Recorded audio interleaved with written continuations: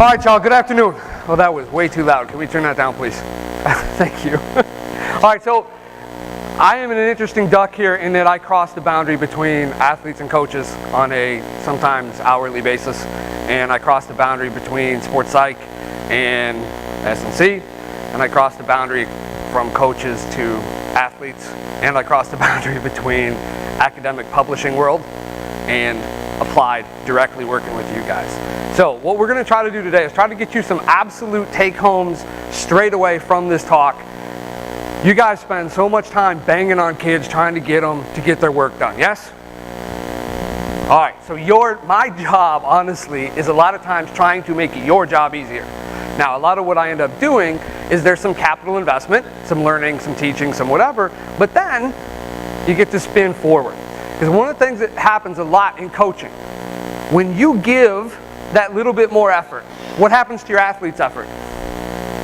It goes up, yeah?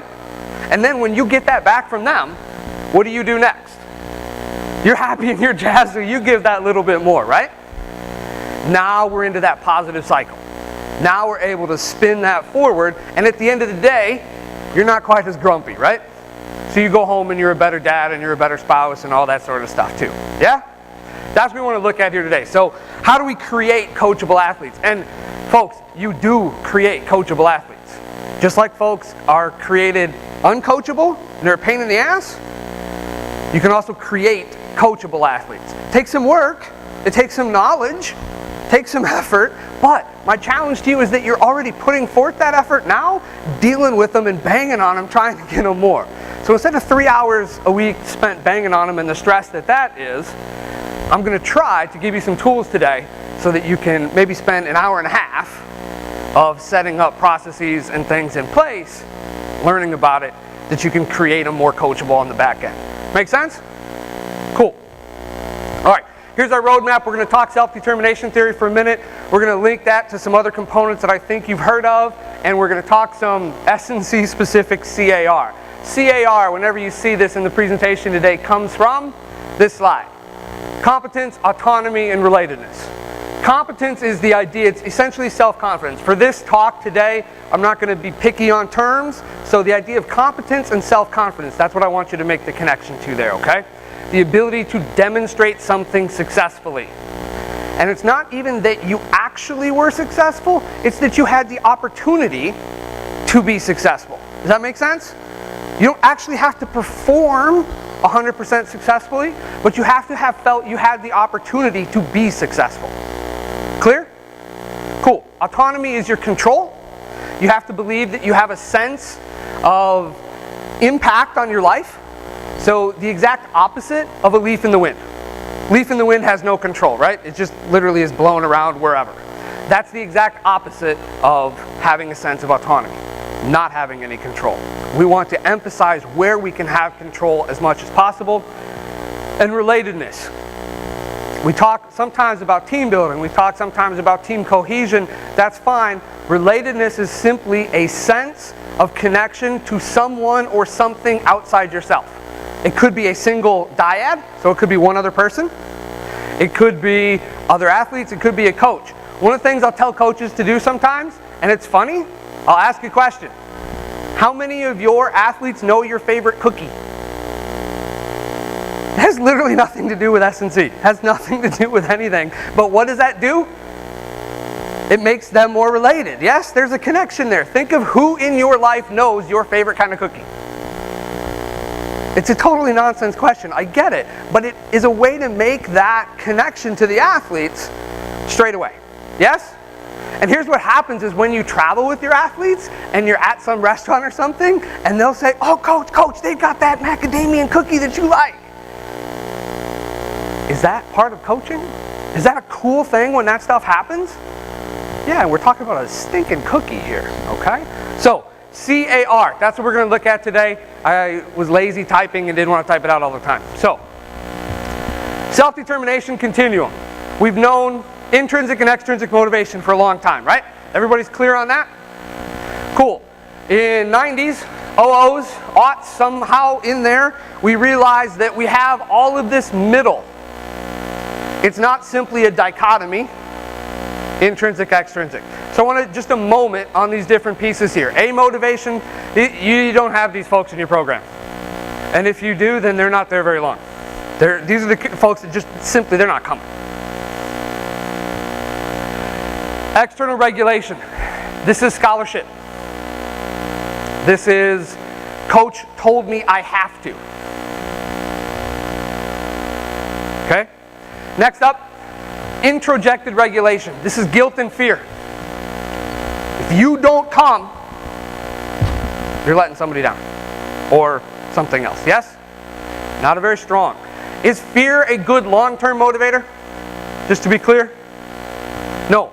Fear may work in the very moment right now, but it is an absolutely terrible long-term motivator. And the kids that you're trying to work with and trying to reach, you're trying to build them for 3, 4, 5 years. Yes? So fear is not going to be a long-term motivator successful for you. Next one there, identified regulation. This is essentially, I get it, this is good for me, so I should be doing this. Doesn't mean they like it yet. Is that clear? Doesn't mean they really want to do it. It means, all right, I get it, I need to be doing this. Okay? That right there by itself is about as far as we can push people without really devoting time and effort to creating a coachable athlete. We can get them to that, all right, fine coach, you showed me enough videos, I've seen enough pro athletes talk about resistance training and working out that I get it, I need to be doing this. But that doesn't mean you're going to create weight room monsters and they're going to love it and they're going to enjoy it and all of that. That's about as far as we can get them. The last three here, I'm not going to separate them, even though they are. The point is that there's different reasons why people want to do something. As a coach, you want to try to hammer that. Find out why they want to do stuff. And then manipulate it. Use it to your advantage, okay? If they want different stimulation, so if they want to feel different movements, then program different exercises for them a little bit more often than maybe you otherwise would. Does that make sense?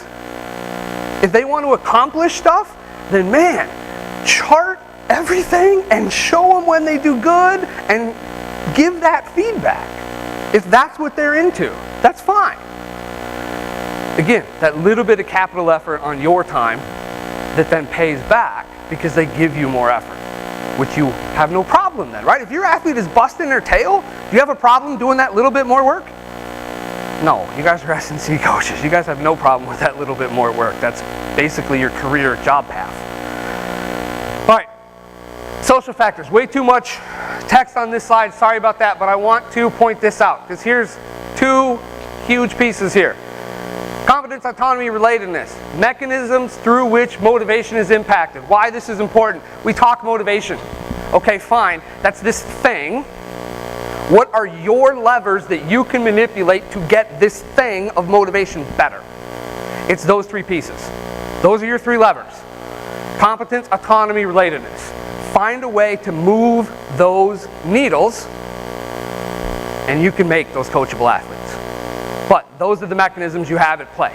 Okay, just like you're going to try to program increased power, fine. You have different acute program variables.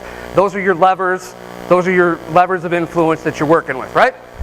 Same stuff. This is what we're talking about here. I'm pointing that out. And then the bottom one here, humans want this. Humans naturally, we gravitate. This is not just sports, this is not just athletes, this is not any particular group. This is all of us. We gravitate towards activities where we can demonstrate competence, we feel some sense of control, and we have some degree of relatedness across the board. This is a human thing. It's in the fancy 7-part self-determination theory papers. This is called basic psychological needs. We apply it to sport, but it is a basic psychological need. Okay, so here's social factors. This is the one part you guys don't always like when I say this, but this is the reality. Competition reduces intrinsic motivation. Let me say that again. Competition reduces intrinsic motivation. Why? Because of CAR, folks. Look, somebody wins, they're feeling good, right? So their competence goes up. They like to take, it's a human bias. where we like to take credit for good things in life, so they feel that they had some control. That's cool. And then they always think that they're related. They want to recognize their teammates, right? They want to recognize their coach. They want to do that. But what is the balance in your weight room? If one guy, one gal is at the top and the winner, are there more losers than the one winner? Always. So when you look at this as a team or as a group or as a sport, the bigger you zoom out, the more folks turn out on that red there. Well, no, I lost. I don't feel good. I lost. I didn't control what I could control. That stinks. And no, I don't feel related to you because you also lost, and I don't want to be associated with losers. Make sense? Now, let's be clear here. Did I just say don't ever compete? No, I did not say that. That's like me saying, I've never told a coach not to yell or not to be passionate. I'm not saying don't compete. I'm trying to challenge you to recognize that if you're competing day after day after day after day, you're not giving a chance to create the coachable athlete.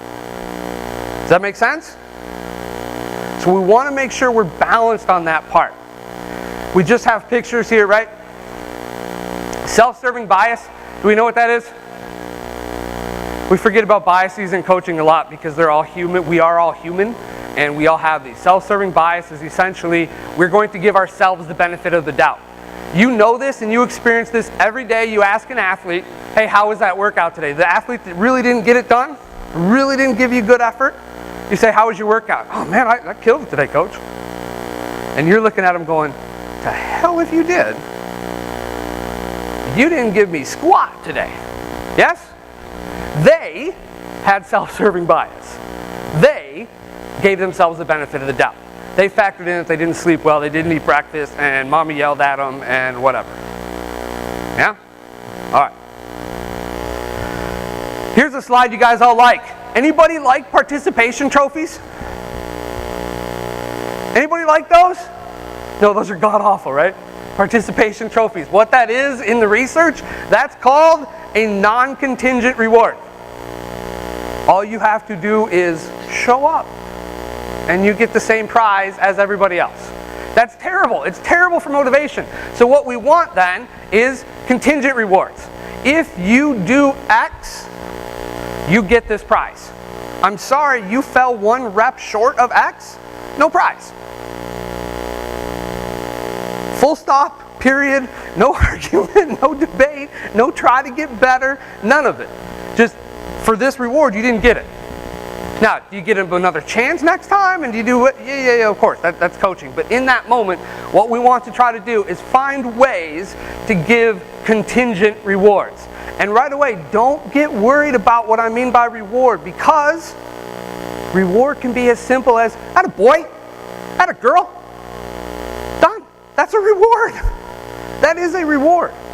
One of the simplest things, and I'm totally stealing this from Pat Summitt in her last book there, but she would write, she tells a story of how to boost her athletes' confidence and to make that connection with her athletes, she would write handwritten notes and put them in their locker. Who doesn't have paper and pencil available and literally 5 minutes for a squad of 10 guys to just write, hey, great job today, appreciate you today, thanks for the effort today, thanks for being a team leader, whatever it is. Write it, done, put it in the locker, walk away. Put it in their cards, right? However you guys got, whether you got the iPads that you can put the bridge system stuff, if you can put a note in there. Hey, I appreciate you today. Okay, handwrite something. It's easy. It's easy to do, and that's how you build a coachable athlete. Those small little tricks, okay? All right, perception is key. This is important here. We'll talk about attributions in a minute, but if an athlete thinks that the reward is controlling, so they're forced, so think about that continuum we saw, we're basically pushing them back towards that extrinsic motivation, back towards that external regulation. If they feel something is controlling, it reduces their intrinsic motivation. fine, okay, whatever. Let's not pay attention to that. Let's pay attention to the next one. Give them information. Give them information. That's what they want. Think about times in your life when you were really frustrated. Did it often have to do with you not having a critical piece of information that you wished you had?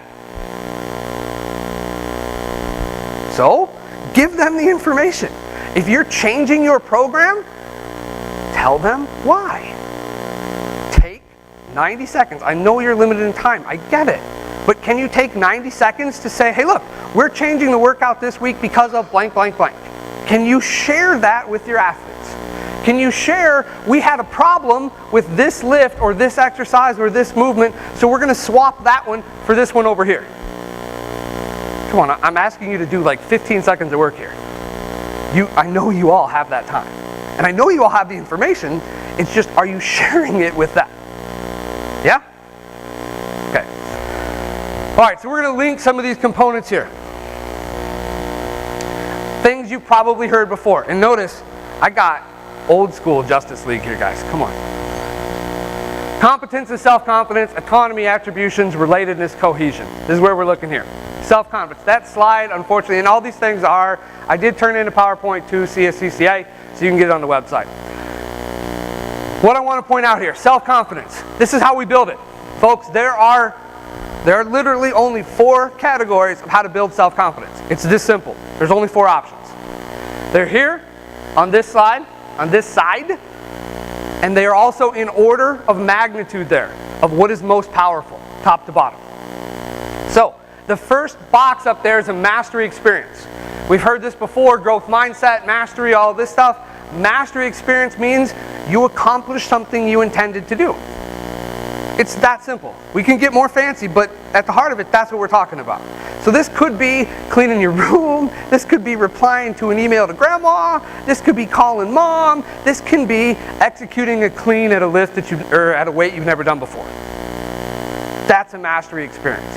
So if you want to build your athlete's self-confidence, point out when they win. Point out when they do something well. Make sure they know. How many of your athletes know what you think their best lift is?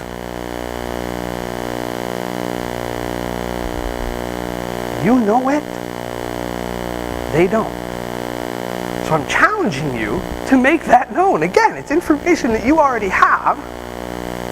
So share it with them. Let them know what you think their best lift is. Okay? Next one there, vicarious experiences. This can be social modeling, this can be social comparison. In a psych-specific world, this would be imagery. It's essentially, I think someone that is like me is doing this and doing it well, therefore I can do it. Does that make sense?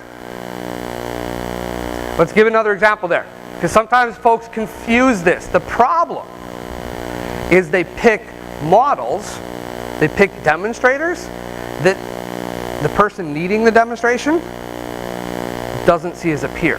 So, when you're working with that freshman coming in, right, first years, we can't call them freshmen, first years, when they come in, should you use the most accomplished, best form person on the squad to demonstrate a lift? No, because that low-level kid doesn't look at that high-level kid as a peer. They're not there. It's too big of a gap. Does that make sense? I'm at 40% success rate, and you're going to show me 100% success rate, and I'm supposed to say that that person's a peer. Not for this specific narrow task. They're not. So you have to find someone that's like the 70% success rate. You get what I'm saying there? If you make that too big of a gap, if you've got high school kids, and you show them a video of pro athletes, there's no connection here. You're not going to get any self-confidence bump there because they're too bloody far apart. Yeah? All right, next one there, verbal persuasion. This can be either internal to the athlete, so their self-talk, or it could be external from you, the coach. Now, I am not telling you to walk around and just blow sunshine and unicorns every day at people. No, I'm not saying that at all. I'm saying if you want to build their self-confidence, make sure they know when they did something good. Tell them. It's okay. Set up a peer program where the peers tell them. Yes? These are all easy, simple little tricks that you can build in to your weight room, to your facility, to help create these coachable athletes. The bottom one here, you guys talk about this all the time. Physiological state. How many of you guys run early morning workouts? Yeah, everybody. How many of you bang on the athletes all the time about getting food in their system before they come to see you? Everybody that runs a morning workout has had that exact same conversation a dozen times a week usually. Yes? Because you know it's really hard to be confident. I mean, you say you can't get a workout in if you don't have any energy, right? You can't get out the effort. From a self-confidence, from a psych standpoint, they don't have the confidence to lift hard, to lift heavy, to put forth the effort, because right here, they feel like crap. It is really that simple, okay? So, self-confidence, this is the competence of the CAR. Self-confidence, 4 key ways to build it. Everybody clear? All right, here's a self-confidence article in NSCA Coach. If you guys are NSCA members, then you can get this free from them. If not, that's fine. I'm happy to send you the article. Send it there. This 2018 is the 3rd year in a row that I've had a column, so which means I've written an article for them every issue for 3 years. So there's all kinds of topics in there. Self-confidence was one of them. All right, attributions here. It's an old model, and anytime you see something from the 70s that is still current and being used today, it's usually pretty good, okay? So this is a really simplified version, but we have a 2x2 dichotomy. Internal, external, stable and unstable.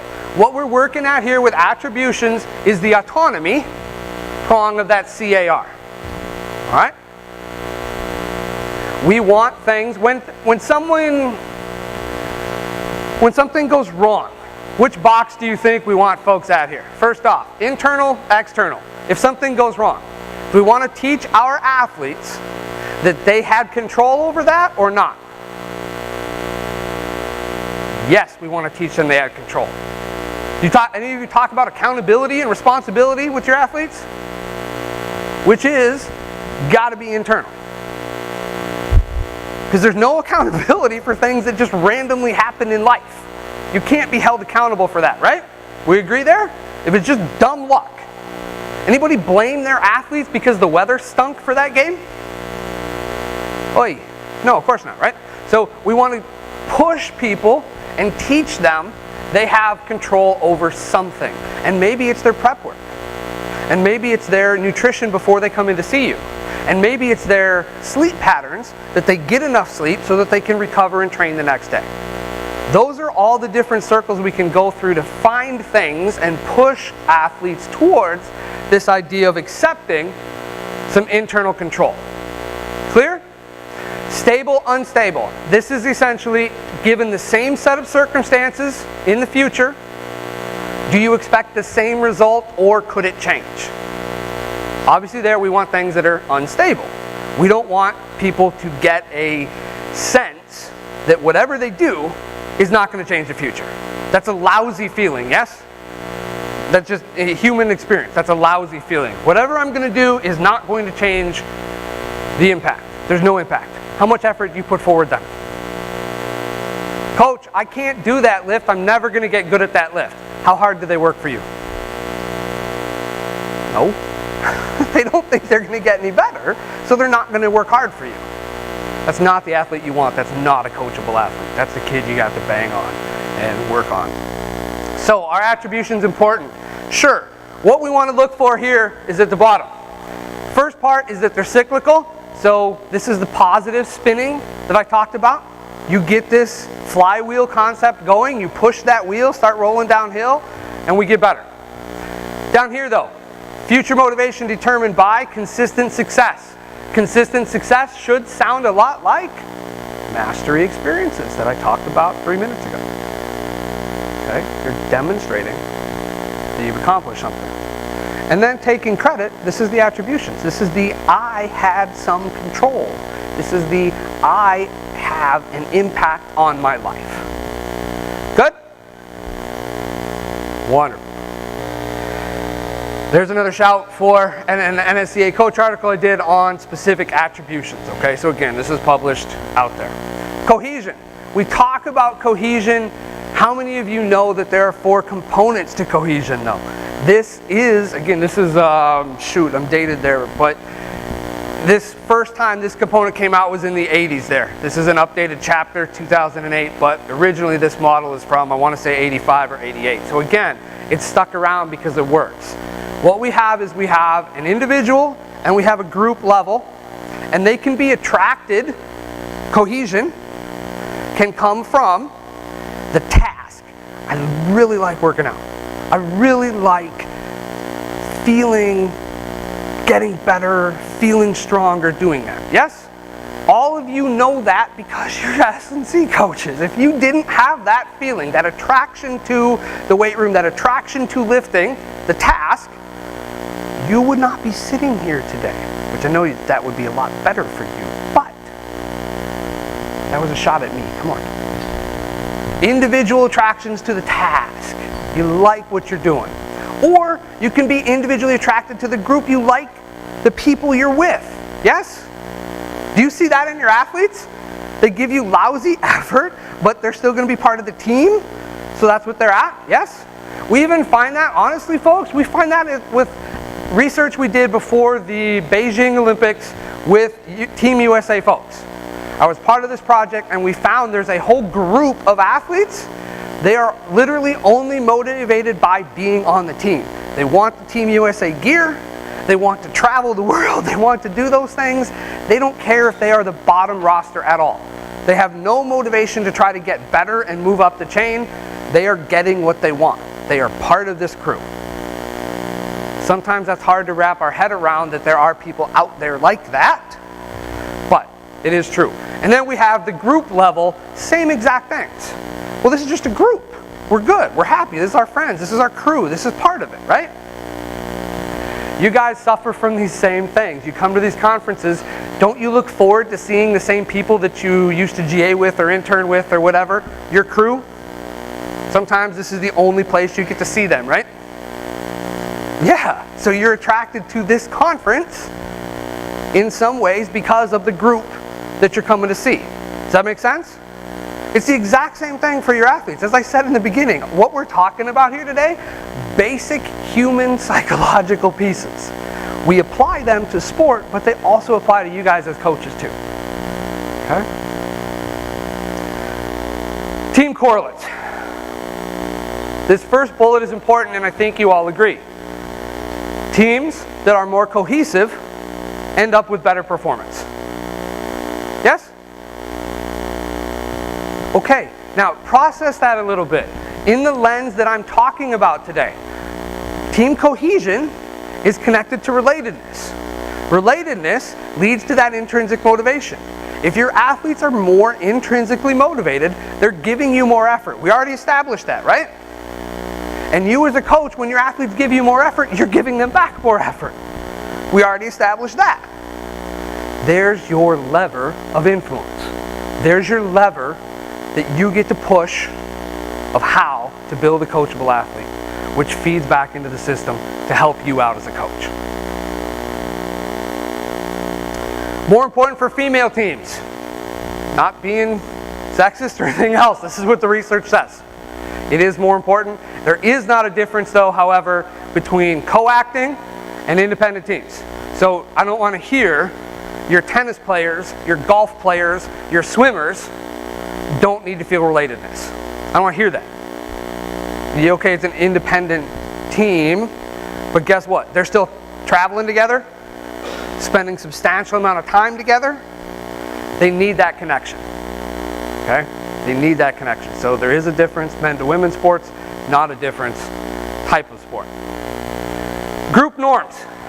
Do we know what norms are? Sometimes we hear this culture. Both Coach Bales talked about this today, and Coach Elsinger talked about this. They use different terms, but realistically, they're talking about changing culture and getting the right people in the bus and doing these sorts of things. Yeah? Group norm. Do you have a norm for productivity in your weight room? Like a standard of effort? And what happens when someone doesn't adhere to that standard? We notice it, but do we always call it out and do we always do anything about it? That's a challenge, right? So we have group norms all the time. Do you have some negative norms in your weight room? Sometimes this can happen, even if it's not happening right now, where folks start to straggle in a little bit too late. Or how about warm-ups? We're going to talk warm-ups in a couple minutes. Warm-ups get a little lackadaisical sometimes. A little unproductive, a little inefficient, a little more grab ass than we'd like. Yes? That's what we're talking about here. Those norms can both be positive and negative. If you want to modify the norms, if you want to change something, it is important to note who wants to modify the norms. Is it just you? If it's just you, are you going to get them on board? Nope. It's just not going to happen. If you're the only one banging that drum, it's not going to happen. Think about the athlete that dogs it for your workouts, and the head coach says, you're in charge, you're accountable. Strength coach, you're my hammer, go get them. And you hammer them on that accountability because they're dogging it, and then they start the next week. Yes? We call that, in my world, you were given the Fisher-Price hammer from the sport coach. You weren't given the actual BFG. You weren't given the real adult-size hammer. You gave the little Fisher-Price hammer that the 2-year-old played with. Does your athlete change any behaviors then? No. Okay? So there's your group norm. So you have to figure out who wants to modify something. And then you have to figure out what do they want to modify. This is behavior change research stuff here, and it's really hard to modify behaviors in a big way in a short period of time. The easiest example for this, you guys don't have this problem, but you're well aware of the phenomenon. Gym membership spike, January 2. Yes? Every year for like 30 years. It's so amazing. And then gym membership declines on January 4. Because folks try to jump in like, I'm going to go 7 days a week, I'm going to do this, I'm going to rock it out, I got all these clothes, I'm going to go. No. They went from couch and cheesy puffs to trying to go lift or trying to run, trying to do whatever 7 days a week, and it doesn't work that way, right? So we have to be careful with that with the group norms. We have to understand we need some pieces before we can actually build them all the way to where we want them to be. Yeah? We have to figure out these two pieces there. Who wants to modify them? What do they want to modify? Alright, so examples of CAR here. These are things pulled specific from a weight room.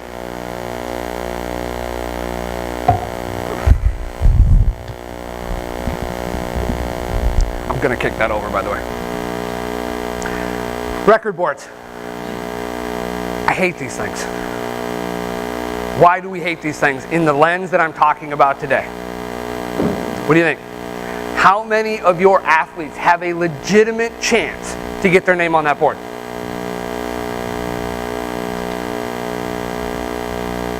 It's like 0.5%, folks.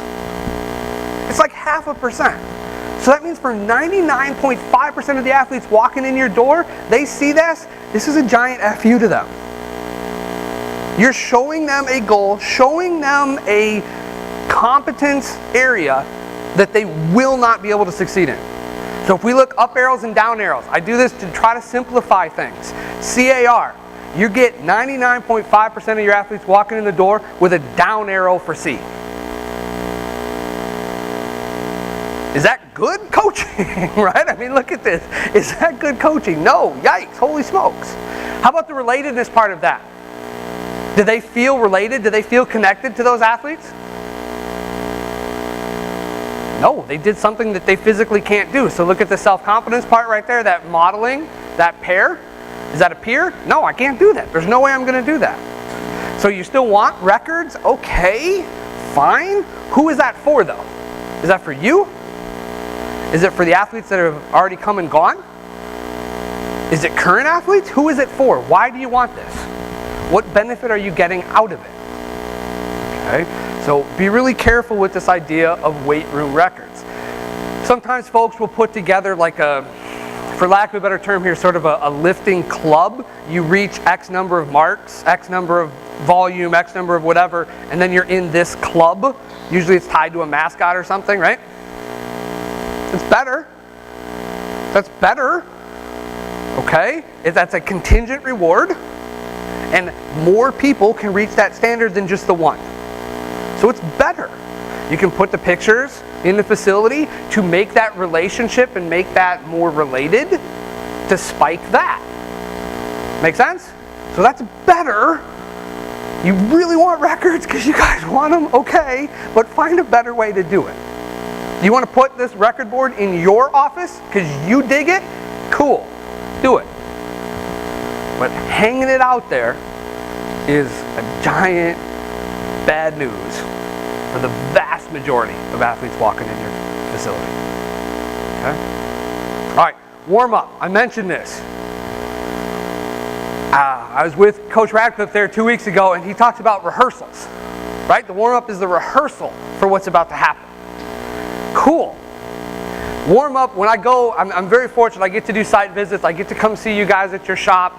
As Coach Mo mentioned, I get to usually 6 or 8 nice size programs a year, including a couple pro clubs here and there. The warm up is the least effective part across the board. It is not accomplishing what you guys wanted to accomplish a lot of the time. Is that fair? A lot of the times that's fair. How many of you lead the warm-ups yourself? Few? Do you have to? Challenging you a bit. Do you physically have to do that, or can you teach them to do that and put that responsibility on an athlete to lead that? Can you do that? We just removed you from that equation. And what did we do then? We put an athlete to spike autonomy. Yes? Because they're in control. And can you rotate that? So now we're getting different athletes to spike their autonomy on different days. When they do that and they're chosen, do you think that makes them feel good? Do you think that's a competence booster? Do you think that's a self-confidence check? Yeah, it absolutely is. Right? So now we're spiking C and we're spiking A. Are they more related to their team then when they do that? Yeah, because their team is leading it. It's not always coming from you. Now, this may be, what I'm describing here may be too big of a norm change from where you're at now to what I'm describing. Okay, so find some pieces in there, find some steps in there that you can institute to help that along. Make sense what I'm asking there? Find a way that you can manipulate that. Team roles. For every lifting session that you have, 3 to 4 p.m., 2 to 3 p.m., whatever team, do you have an identified role for multiple players? Do you have who's the motivator? Hey Andy, you're my motivator today, man. It's a little down in here. I need you to bring it up. Can you do that? Can you challenge one of your athletes to bring that passion, to bring that effort for that lifting session that day? Yes. Back to the CAR. What happens then? Does that athlete feel good? Yes. Does that athlete feel more control? Yes. Is there more relatedness because their team leader did it? Yes. And when I mention team leader, does that person, do these roles in the weight room have to match the roles of the players on the squad? So as in, does your starting shortstop, starting pitcher, starting quarterback, do they have to be the leader in the weight room too? No. There's literally no study ever that says that must be filled by the same way. And honestly, the rest of the world calls this distributive leadership, and they will argue long and hard. If you're talking to a Brit or you're talking to an Aussie about leadership and team leadership and peer leadership, they will argue long and hard it should not be the same person. Make that connection stronger for the bottom half of the roster players. Can they be the motivator? Can they be the technique, for lack of a better term, technique enforcer for the day? Sure, if you've taught them what the proper technique on a lift is, can they hold their teammates accountable? Because what did that just do for you?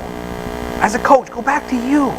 If you're not banging on them and you're not making them stay accountable, but they're being held accountable by each other, are you happy anyway? You got what you wanted and you didn't have to be the bad guy. That's a pretty good plan, folks. That makes your life a lot better when you get the effort level you want and you didn't have to pull teeth to get it. Right?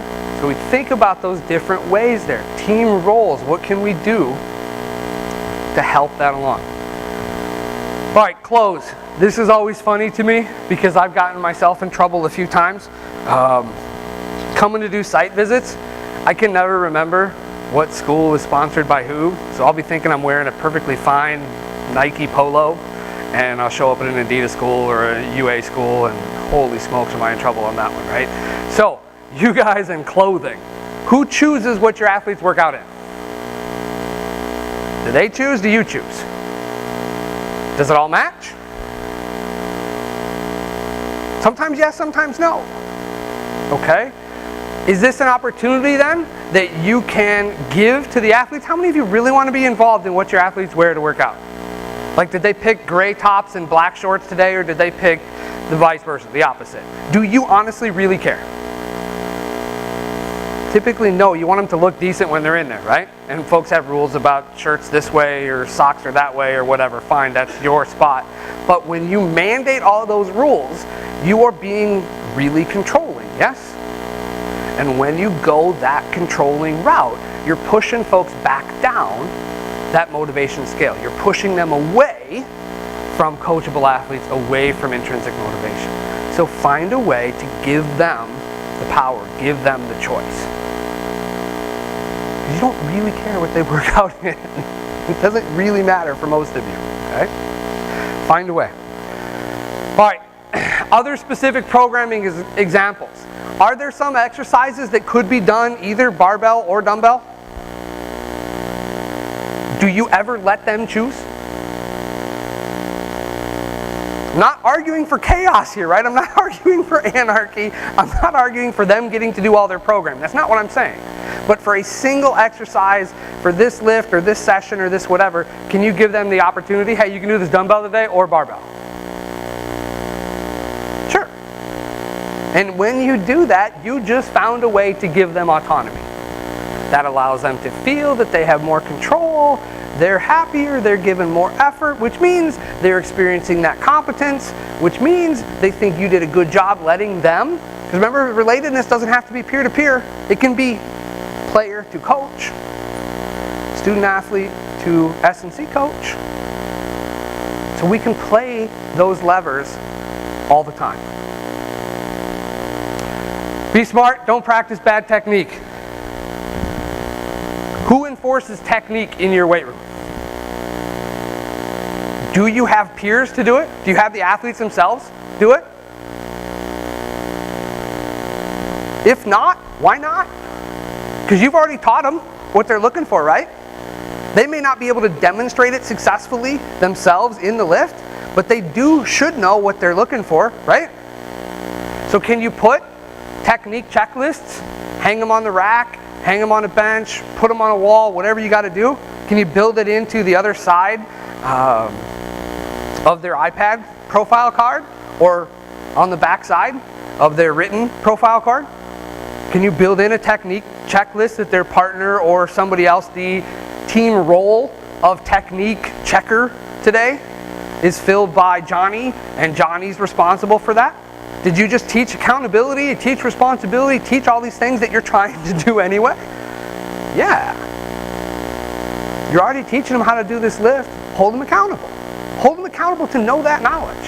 And if they're struggling with it, then you get to say, hey, look, find me a video of this. Can you find bad videos? Right, you guys have all done this. You can find bad videos of technique execution on the web, right? This is awesome. You can find all kinds of crazy stuff out there. So tell them to find the worst, because they're playing with their phones and YouTube all the time already, right? So give them a task to do to teach them what it's supposed to look like. Hey, Larry, we're really struggling with the clean.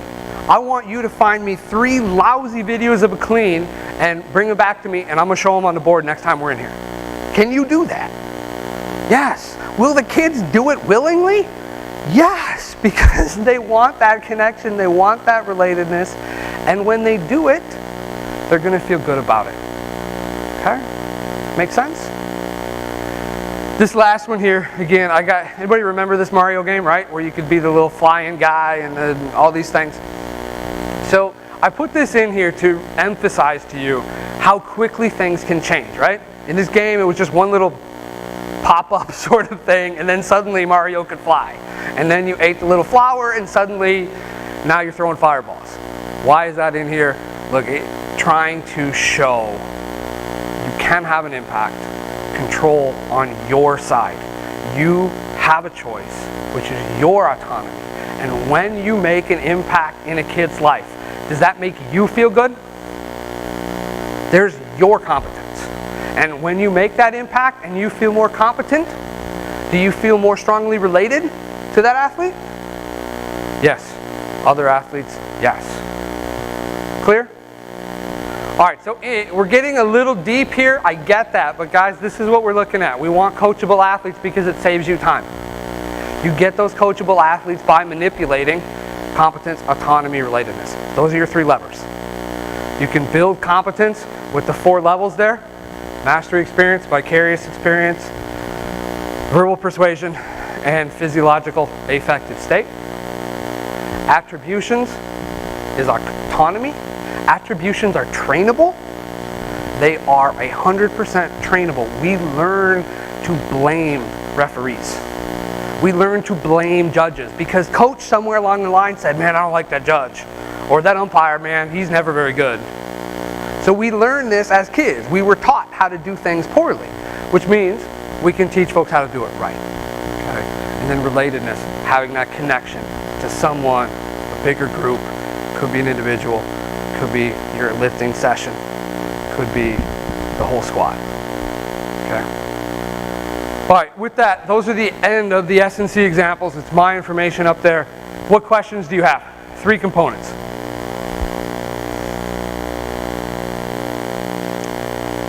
No questions? You guys are rock stars now?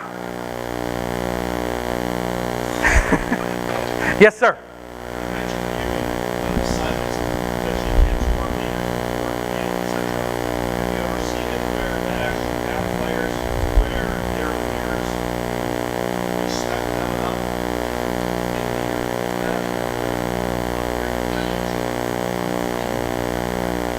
No, because the coach, in this case the S&C coach, sends a message that this is what's going to happen. Again, culture change, or those norms we talk about. No, we're going to have team roles. This is happening now. This is not coach speak. This is not here on Monday and then gone on Wednesday. We're doing this now, and you be smart about it.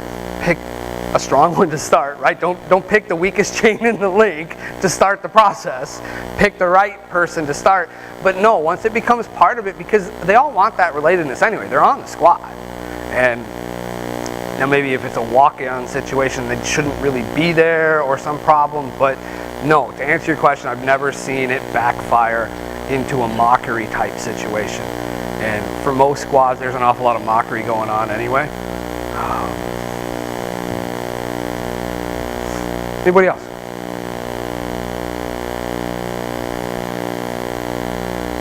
All right, fair enough. Not going to hold you anymore. Thank you for your time and attention. Thank you.